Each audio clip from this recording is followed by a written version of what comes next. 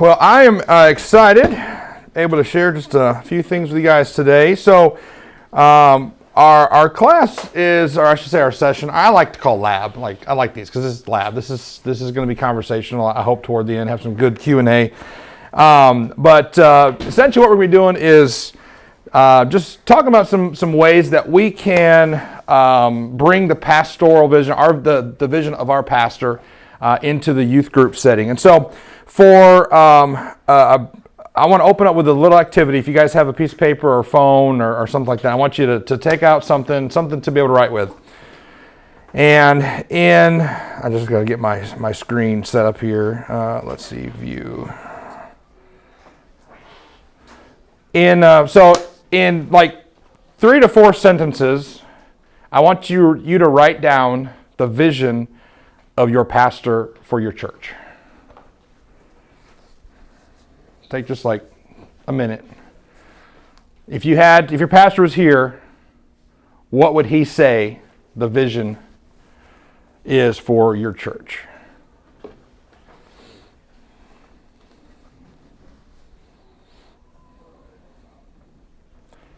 This may be very easy for some. Others may be like, I don't know. Well, this class, for those that don't know, this class hopefully will help a little bit figure out how we can help get you there.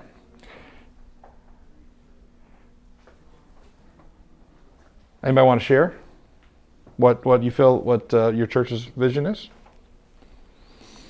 Yeah. Pastor Enzi has been preaching over the last 3 years, simply to just go, Mm-hmm. to go and make disciples. Yeah. Go make disciples. Yeah. Anybody else?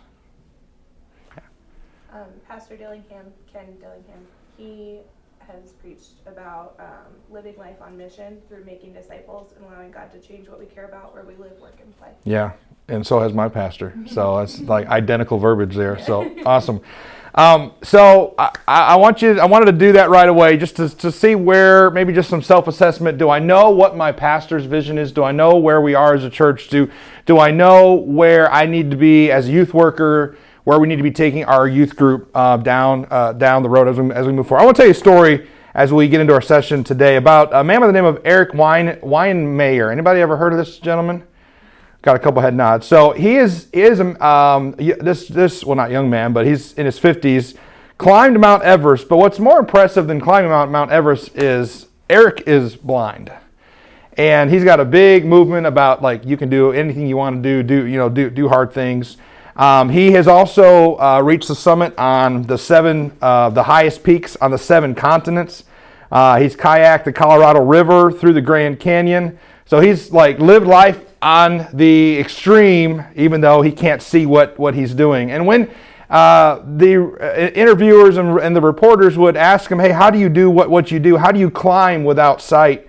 Eric says that there's people that go before me. There's friends and there's mentors hiking out in front of me while I climb. And he states that he can hear their spike shoes that are crunching in the snow, and he just follows the sound. And when they're covering more dangerous ground and more dangerous territory, they jingle a bell, and he follows the sound of those before him to allow him to have a path to the summit. So Eric may not be able to see the end result, but he trusts those leading the way to get him there. And there's an old Japanese proverb that says this: vision without action is a daydream. Action without vision is a nightmare. And when you look at an organization, there's energy, there's internal energy that's being produced, that's generated by vision. I've talked to Pastor Enzi this week about this, so those here may recognize some of these thoughts. You know, if we're going to have as a youth ministry, if we're going to have an effective youth ministry, we have got to have everybody on the same page, everybody working toward the same goal. We need to have a movement and not just have an organization, right? And an organization tells me that there's something to manage. If we have a youth organization, we have to manage it. But if we have a youth movement in our church, then that tells me that something is happening and we are going somewhere. And if all this internal energy is moving in different directions, it's creating opposite energy, right? think about an anchor that's thrown down when you're trying to get somewhere on a boat. When the boat is trying to move, you drop the anchor, and the anchor results in a drag, an overall drag on that particular effectiveness of the ministry. And when your effectiveness is increased, your capacity increases. When your effectiveness is increased, your capacity increases. Just prime example for this, all right? We know about Battlefield that takes place around here. We know about Rush, okay?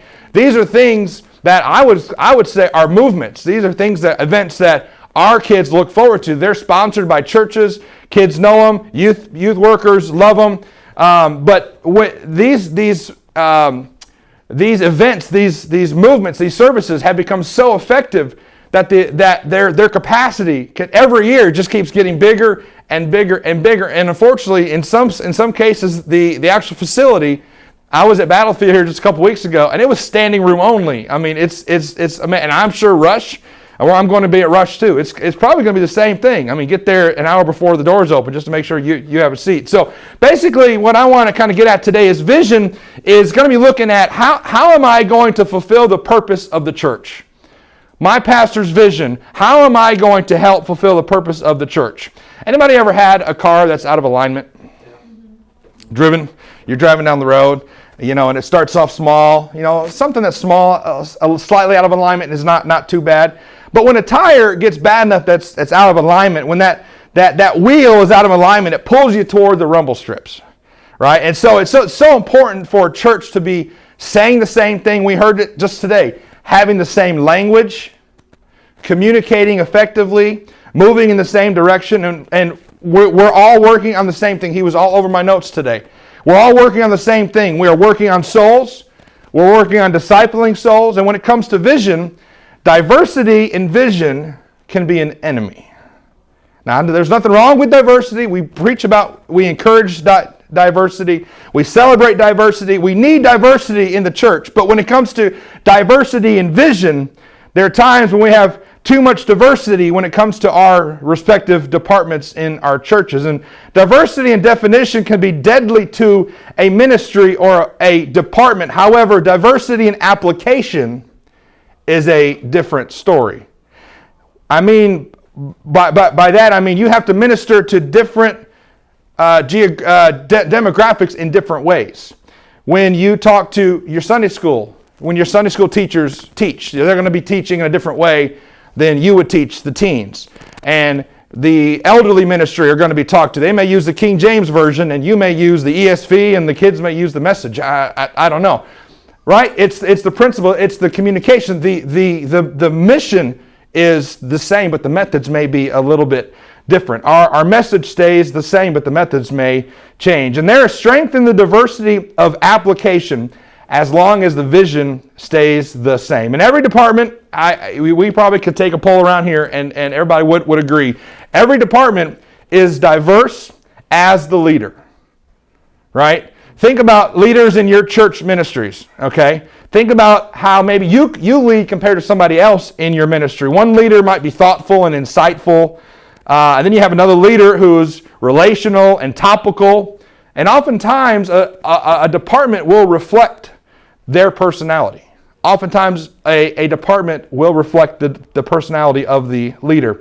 And so this is why it's so important for having a blueprint from your pastor, understanding, Pastor, what is your vision for this church? Having that blueprint is so key because everything needs to be done and planned and executed under that blueprint. It's, if I could say, it's the DNA of your church. What is the DNA of our church? I was talking with a former pastor of mine, Pastor Aaron Soto from Appleton, and he shared kind of his church's blueprints.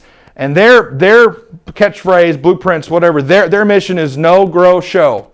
To know Jesus, to grow in Jesus, and to show the love of Jesus. And so everything they do from their kids, like they call them little sprouts, like that's to me that's just so cute. From their little sprouts department, they're like nursery and toddlers, all the way to their silver owls, which is their elderly ministry. They got just really cool names there. Everything is filtered through know, grow, show. When they plan events, Does it fall under know, grow, or show? And there's things that community outreaches would be the area of show, right? And so you got to figure out if that works out for you, if that's kind of what your vision. I'm not saying go home and duplicate that because, we're not cookie cutter. But if you don't have anything right now, that's a great statement. That's a great mission, right? That's so much you could do with that. The message stays the same, but the methods may change. And so we have to be very careful and mindful of who we're dealing with. Applying it this way to this group may not be effective applying it the same way with this group. So we got to be very mindful of that. The ultimate goal for our students are to be able to make that seamless transition from one department to the next, from the kids program to the youth department to the hyphen to the adults. We want to see that seamless transition. We want them to experience the vision from the time they're in diapers until the time they're in diapers again. We want to have that seamless transition to where they're always experiencing the mission and the vision. Culture may change. I hope the culture of your youth group looks different than the culture of the nursing home ministry. I think that's okay. I think the culture of the youth group is going to look different than the culture of the Sunday school program. So, with all that being said, I think it's okay to be stated that really, when it comes to vision of your church, your pastor, needs to be the one who has that vision. He needs to be the one who's navigating based on the Word of God and based on the voice of God. And the youth pastor and youth workers need to navigate our ministries under the parameters of that vision. And so I was studying this and kind of thinking about some questions. And one question I asked myself is, can we be, as youth workers, youth pastors, can we be aligned in purpose, but out of alignment in vision? And I don't know if that's a good thing. I really think about it like this. We have all the greatest musicians and singers in Ohio. We put them on stage. And guess what we do? We tell them, play a song. Sing a song. We don't tell them what key. There's no talkback mics. There's no communication. Guess what's going to happen? It's going to be a complete disaster, a complete train wreck.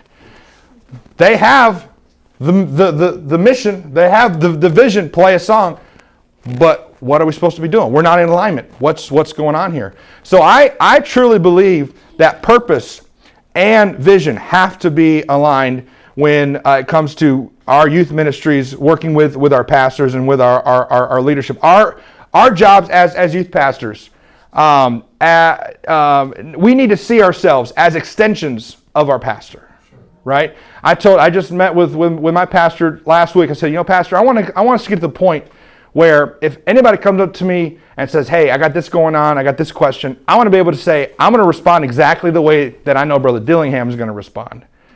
Because I believe that relationship, that's biblical. That's an anointed, that's a submitted relationship. And I never want to say something that would be against the values of our church. And then all of a sudden, now I'm the one getting called in the office and say, well, Corey, you messed up. Like, let's do this differently next time, right? Some pastors, if we can be honest, and I've worked in several different churches from one side of the country to the other side. And there's just some pastors who are just not visionaries. There's some pastors that just they struggle with that. Some pastors may not be visionaries. They may be leading in mission, but not in function. They know the direction that they want to take the church, but how we're going to get there, I don't really know. You tell me. I've had a pastor say, well, how are we going to do that? Okay, well, let's talk about it. Let's have some hard conversations. Let's ask ourselves, hey, we've been doing this the same way for the last 35 years. Is there something we can change? Is there something we can do? And I think if somebody in this room finds yourself in that situation, I believe, gives you a little bit of some creative liberty to say, all right, Pastor, you want some input? Here's kind of what the Lord's been dealing with me about. Here's some thoughts. Let me just run this thought past you. Let me run this idea past you. Because if you make it think that it's their idea, that always works out, even though it might be your idea.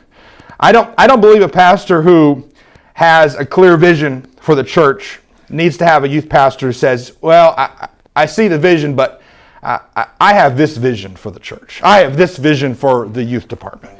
This is where I want to go with the youth department. I think we're getting into some dangerous grounds when that begins to happen. It's two visions, and that's what?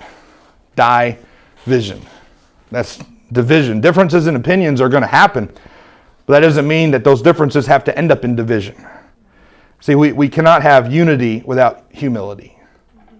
You just can't have it. Philippians 2 tells us, Paul writes, Philippians 2 verse 2, fulfill my joy being like-minded. I love this. That word like-minded in the original Greek means autos. It's where we get automatic things like autopilot and autoimmune system and automobile, things that self-propel, things that make itself work.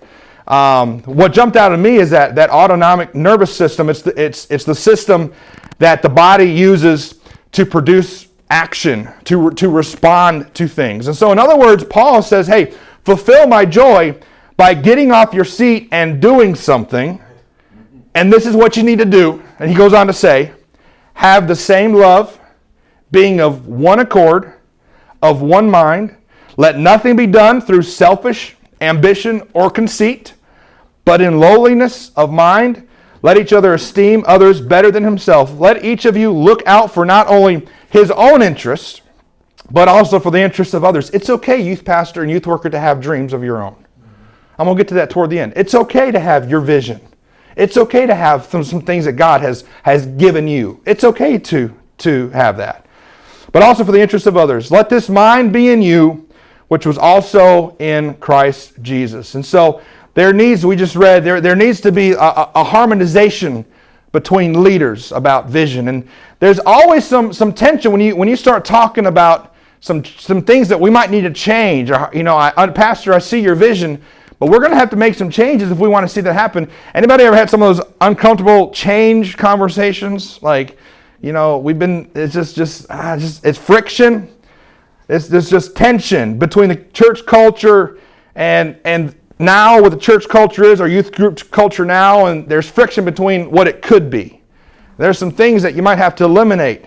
There's always going to be friction when you attempt to change anything, and we've all heard it said that the number one enemy to change, the most dangerous phrase in the human language is, "We've always done it this way." Yeah.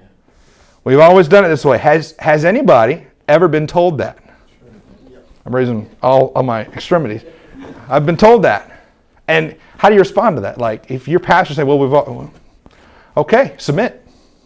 That's all we can do. Just because we've always, what I want to say, just because we've always done it that way doesn't mean it's still not incredibly stupid. You really can't get away with saying that to a pastor, though. But this friction is normal. It's natural, because movement is not possible without this concept of friction. Right? If you lose friction, you lose movement. Anybody ever slipped on ice? Yeah. You lose movement and you come crashing down because you can't have friction on ice. And it is your responsibility. Listen to me. This is the one thing I want you to leave today with this. It is your responsibility to understand what is communicated to you from your pastor.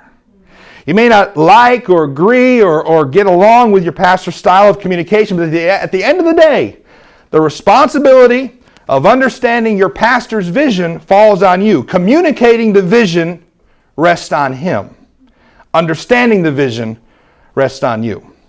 So going back to that opening exercise, we did. In order for us to have a successful youth department, we have to know our pastor's vision.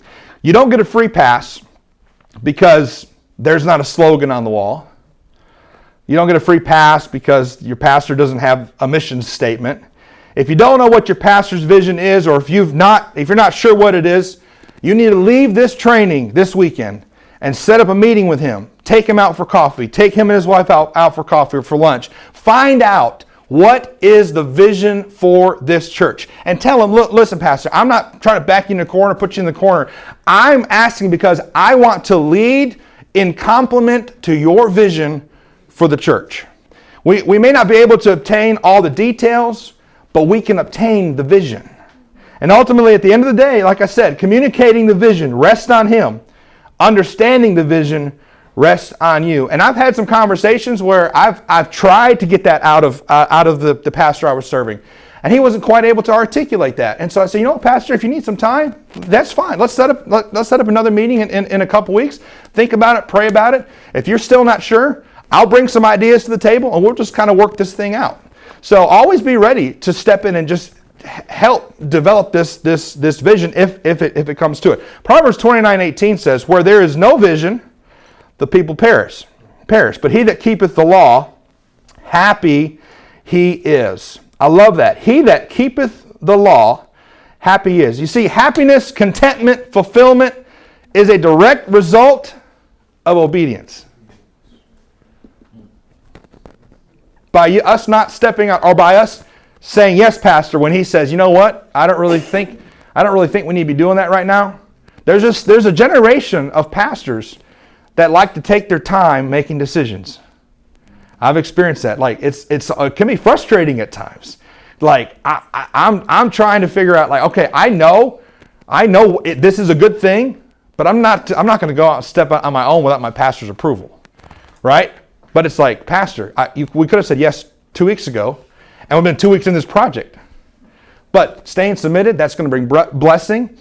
That's going to bring happiness, contentment, fulfillment. Thomas Edison said it like this: vision without execution is delusion. Right?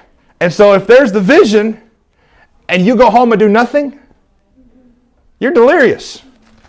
Vision without execution is delusion. So when you find out what that vision is, that is your key to put into play with your youth group. And let me just give you a little pro tip here.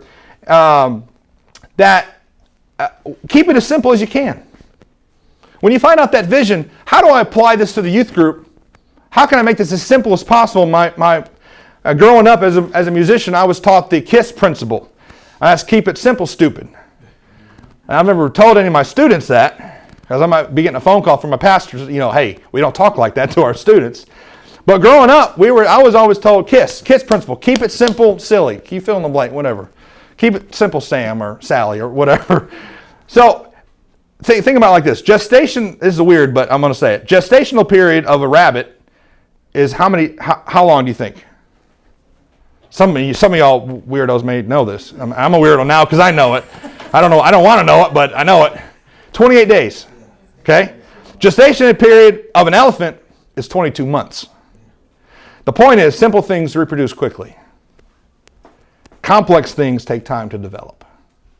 And so if you leave that meeting and you got the vision, you're ready to run with it, don't start trying to put in 35 different policies and procedures how to make that happen. Start with one thing. Start with one thing that you can do, and then that one thing will become two, and then that thing will become four. And as that vision grows, you'll notice it's going to happen. You will grow, your team will grow, your students will grow, and just watch what God will do when you stay submitted and under that vision and authority of your pastor. So you might be sitting here today. You might feel lost and confused. You might not feel that there's actually, a communicated vision in your church, but I promise you, your pastor has the vision. Say that out loud. My pastor has the vision. Ask him out for coffee. Bring your notebook. Get ready to take lots of notes. Pastor, what is your vision for our church? I want to make sure that this youth ministry works in complement to your vision. What is your vision for discipling people? What is your vision for the spiritual growth of the body? What is your vision for evangelism? What is your vision for church health? What is your vision for X, Y, and Z? How can we apply this to a youth level setting? Pastor, let's work through this together. Leadership is the capacity to translate vision into reality. The vision into reality. That's leadership. So what happens, and I'm hurrying, we'll have hopefully just a few minutes for some Q&A. What happens when I don't agree with the vision of my pastor? Oftentimes, disagreement is a result of a misunderstanding. So I encourage you, if you leave that meeting and you're like, well, I don't agree with that, seek clarity. Seek clarity, because oftentimes, like I said, disagreement is the direct result of misunderstanding. Any married people can speak to that? I got both hands up. If you feel like maybe if something's being underserved in the church, Pastor, I have a thought. Not I have a vision. Pastor, I have a thought about this particular area. Could we consider adding this little thing to our vision? Could we consider amending our vision to include this? What are some thoughts you have? And if you approach, listen, I promise you, when you approach him with the right spirit and the right attitude, God is going to honor that. And your pastor is going to see that. Your youth group does not have to look like the process and policies of the rest of the church. It doesn't. My pastor understands. I want to operate our youth group kind of like their own little church. That's operating. My vision is my pastor's vision. And so they're experiencing it from the time they get in our youth group. They're hearing that language all the way to the time where they're out of hyphen. So it's okay for you guys, for our youth groups to look different. And I think this is a major reason why, because unity doesn't have to mean uniformity. Right. We don't have to look like the Silver Owl program that gets together and plays backgammon or whatever. What's that card game? Backgammon? I don't know. Is it even a card game? I don't know. Clearly, I don't play it. So, so it's okay. Unity does not mean uniformity. Get under your pastor's wing. You can personalize your youth group, your ministry under the covering of your pastor's vision. I was Pastor Enzi and I were talking last week, and he shared this story with me about a guy by the name of Harold Cohn, who was a naturalist who wrote a series of books, and he studied nature and made some incredible analogies from nature, and he wrote about a particular species of apple tree. And this just blew my mind when Brother Enzi was telling me about this. Those who were growing those apple trees would wound the tree when it was young. They would strike the trunk of this apple tree in a way that the damage caused to the inside of the tree would stop the tree from growing in structure, but it would cause it to start producing more fruit. And if the tree was not wounded at a young age, it would continue to put all of its time and energy and effort into growing the structure of the tree, and it would never reach its potential when it comes to producing fruit. And youth worker and youth pastor, we don't need more structure, we need more fruit. And there's some things that might have to happen. There might be some hard conversations that have to take place. We might have to forget about growing the structure for a minute to focus on producing more fruit. The calendar is already full. Busy, being busy sometimes doesn't mean we're being productive. Can I get an amen on that? I mean, it's like, my God, this month, I'm home for like 6 days. We're traveling, all kinds of things going on. And it's not productive things. It's like vacation, and it's going to general conference. Nothing ever gets done at general conference. I mean, we all know that. I would venture to say, and I'm kidding. I'm sorry, Brother Bernard, if you ever see this. Who would Brother Bernard would ever watch this? My God, who do I think I am? I would venture to say that at times busyness could be a direct result of poor organization and poor time management. I'm admitting that. Busyness doesn't always equal success. I told Pastor when I met with him last week, I'm like, Pastor, this is one area that I struggle with. I just know there's some weeks like my time management is just terrible. And I find myself playing catch up on so many different things. And so having that awareness about yourself. If you say, hey, look, this is an area I struggle. Like I need to seek out some help for this. And so I want, as I get ready to close here, I want to ask you guys, I want to have you ask yourself this question. Am I an interpreter of my pastor's dreams and visions? Am I an interpreter of my pastor's dreams and visions? You guys remember the story about Joseph, that guy in the Old Testament by the name of Joseph? Joseph did not make it to the palace by dreaming. In fact, I would say that it was the dreams that got him thrown into the pit. Joseph did not make it to the palace by dreaming. He made it to the palace because he became comfortable with being an interpreter of dreams. Joseph focused on the people and not the product. We need to youth workers and youth pastors in this place. We need to focus on the people and not the product. Because when you focus on the people, the product will naturally reveal itself. And God will naturally just give you. Joseph focused on, he became comfortable being an interpreter of somebody else's dream. And somebody down the road say, you know what, I remember what Joseph did. And God opened that door. And because if Joseph was just worried about being a dreamer, nothing, he would have probably been in the palace or in the prison forever. But because he was comfortable being an interpreter. So I want you to ask yourself, am I an interpreter of my pastor's vision and my pastor's dream? So, couple practical things here. You get with your pastor, have that conversation, find out what's going on. Like, hey, has the vision changed? Has the mission changed? Am I doing okay as a leader? Here's something that's kind of fun, and I do this. I try to do this at least once a year. Get pastor into one of your youth services. Have him preach it. Treat him like a guest. Send a hyphen or a young person. Go pick him up from his house. Treat him like an evangelist. Treat him like a guest. Have a seat saved for him with a bottle of water right up there where a guest would normally sit. Take him out to eat. Cut him a check. Right?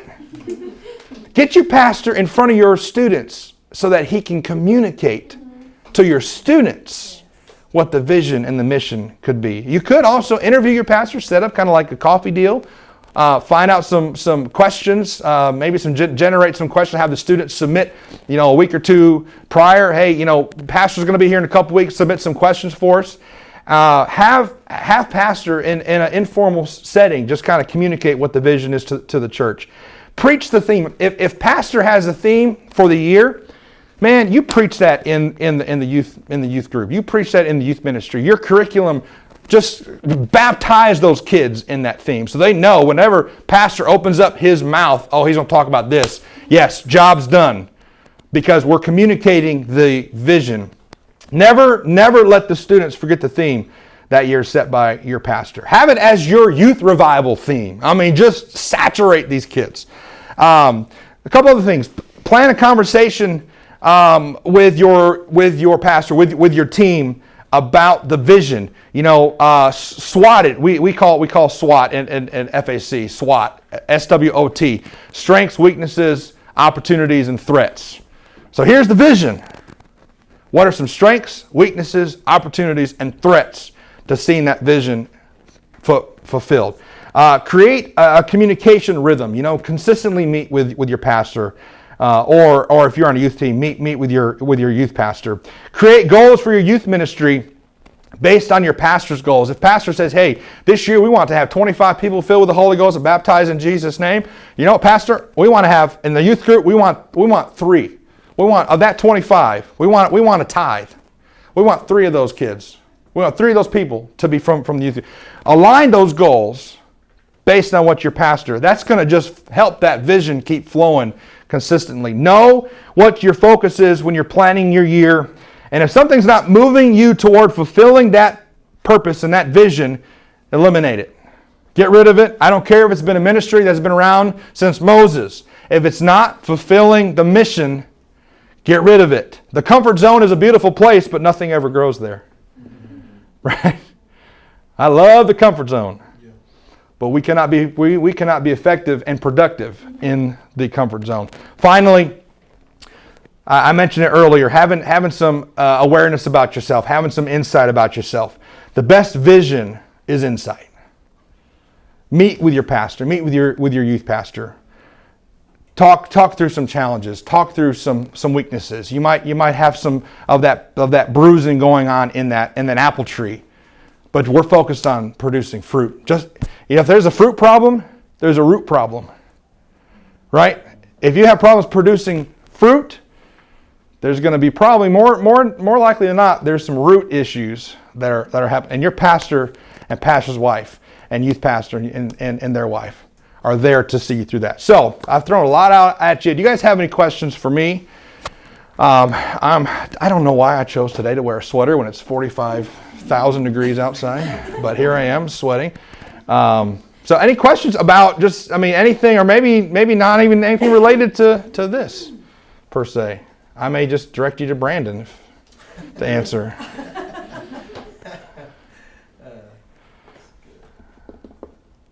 All hearts are free and clear. We got 8 minutes. All right. Well, if there's anything, something comes up, I'll be here all day. So, no. If you want to connect sometime outside of this event, come see me. I'll get you phone number, email. We'll love to do whatever we can to put whatever we can in your hands to make you guys, because you guys are the front line here. You're the reason why we had a record move the mission offering this year. Yeah. Absolutely. Yes, sir. I don't have a question, but do you mind if I just interject? Please. I welcome it. Your pastor is interested and invested in your success, in our success, in the youth ministry. And I say that because everything Corey's been talking about, the communication between you and your pastor, be vulnerable and open enough to say, hey, what do I need to do different? Mm-hmm. How can I better align with your vision? But a step further, even beyond the pastor, we're all a part of a team in our church, right? There's other directors, there's other children's ministry director, family pastor. We're all supposed to be aligned in that same vision. Mm-hmm. Talk amongst each other on how we can each help each other fulfill that vision, and watch what happens to the team. Yeah. Like there's a lot of strength in that. There's a lot of cooperation that happens. That's kind of what we found has helped us all, because we glean from each other, right? Yeah. And like you said, we all have strengths, and we've recognized strengths and weaknesses. And I'm a terrible organizer. You don't have to say anything. I'm awful, right? But I know that there's people on the team who are much better at it than I am, and they've helped me. Yeah. Right? And I think it's just about that communication piece. And, sure. And being vulnerable enough to say, hey, I help me understand how I can better fulfill that vision. Yeah. I think it goes a long way. I told a student the other day that vulnerability always, in the right context, vulnerability always results in sustainability. Yes. So you want to see this thing through. Yeah. There's some times where, hey, I'm struggling. And I tell our students, I say, look, guys, this is we have an open door policy. There is nothing off limits. If you guys are struggling with something, difficulties, if you're mad at me, something I did, something I said, let's talk about it. I've the last several weeks for our group, and actually it's just been the last several months, there's such a strong sense of I've heard of more suicides in the last 6 months than I have probably had my entire time as a youth minister. And I tell my kids, look guys, if you're struggling with this, I said, I want to have a conversation in person. I don't want to be looking down at a casket and preaching your funeral because you didn't want to talk. You didn't want to talk, or you didn't feel like you'd come to me. And so it's a trying time right now to be in youth ministry. But vulnerability, and I've experienced that in my life. I'm here today because I still have moments. Yeah. I still have conversations with my pastor where I say, look, pastor, I'm struggling, man. I need you to help me. And I have never once heard my pastor say, well, you know better than that. Yeah. Right? Yeah. He's there to help. He's there to invest. He's there to restore. And that's what we need to do for our students as well. And how many times as youth workers, youth pastors, we say, well, you know better. You know better than that. We want to say that. But thankfully, Jesus has never said that to me. Right. And if anybody that's deserved to be told, you know better than that by Jesus, it's this guy up here. So, Brandon, thank you for that comment. Absolutely. And let's be real. She's the reason why 100%. Camp in June happened. Oh. Yeah, 100%. We all agree that. We all know that. So, so. I just do what she tells me. Yeah, and you do it well. You do it well. Well, and you actually bring up a great point about vision. If there's a particular piece of the vision that you're like, you know what, I don't do social media, but we need to communicate somehow. He said it today. Get a kid. He nailed it. Get a kid who's all over, who lives on social media. And you want to see your kids rooted, get them involved. And I'm trying not to No, hey, this is a forum, bro. This is a forum. Let's just talk about it.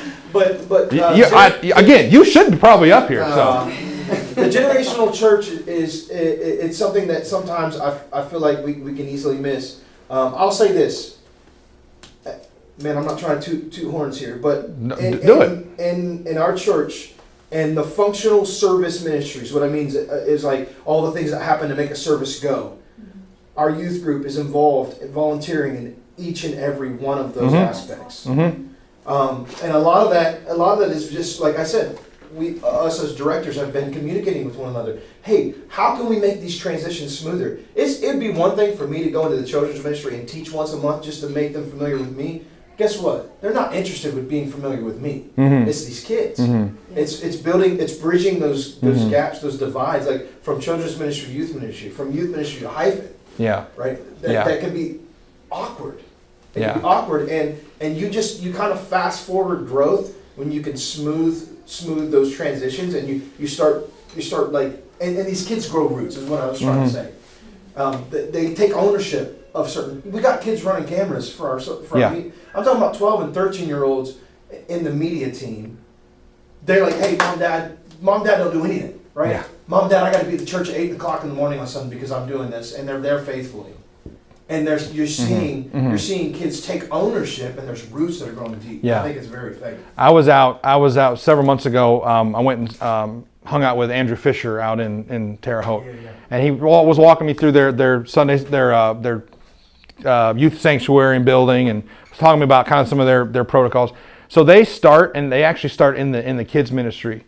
They have the same equipment, the same technology, TV, computer, soundboard. They teach the kids to run ProPresenter when they're in Sunday school. So when they get into the youth group, they're familiar with ProPresenter, so they're doing something. And then you go to the main sanctuary, and everything is the same. Now, a teenager could run main service. Now, probably not as well. But there's that teaching process, there's a teaching flow, and that's at FAC, we're seeing that. We're seeing our young people, our teenagers, learning our soundboard in the youth room, and it's the same thing in the main sanctuary. So I'll look back, same thing. I'll look back on any given Sunday, and I got a youth on the computer. I got a hyphen running camera. I've got another hyphen doing producing. I've got a youth on live stream. It's incredible. And so encourage your young people. Hey, let's catch the vision. Let's run with the vision. You want to make your pastor proud? Let him see your young people excelling and living the vision every week. Amen.